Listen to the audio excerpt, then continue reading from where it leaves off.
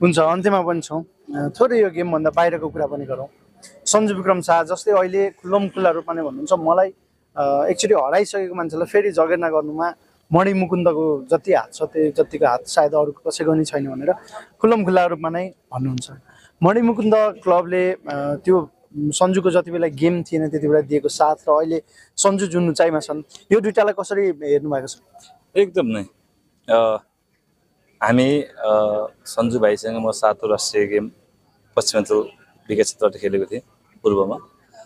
त्यति बेलादेखि भाइको चाहिँ सबै हेबिटहरू सबै उसको चाहिँ जुन हेबिट छ यथार्थ बोल्ने नबिराउने नडराउने हनाउन त्यो खालको व्यवहार छ। त्यो विविध कारणवश त्यति बेला चाहिँ गण्डकी प्रदेशका भनौँ अहिले त नाम नटकौँ त्यति बेला चाहिँ जुन नेतृत्व गर्ने व्यक्तिहरू हुनुहुन्थ्यो उहाँलाई चाहिँ अलिकति नपचेको कारणले गर्दाखेरि सञ्जु विक्रम शाहलाई सायद ल्याइसकेको अवस्था थियो।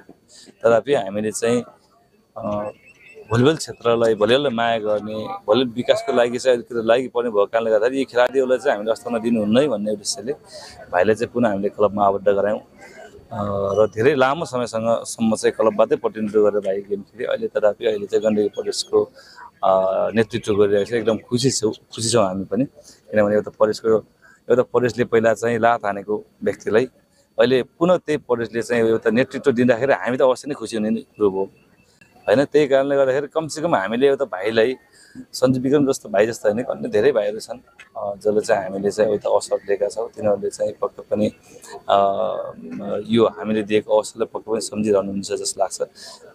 अब चाहिँ यो अहिले जुन सञ्जुको कुरा आयो, अब यदि सञ्जु नेतृत्वमा नहुने भए चाहिँ अलिकति फरक हुन्थ्यो जस्तो लाग्छ। बेस्ट विशेष भन्न चाहन्छु गण्डकी टिमलाई र विशेष गरी सञ्जु भाइलाई। यहाँलाई हार्दिक धन्यवाद। भलिबलसँगको यात्रा निरन्तर रहिरहोस्।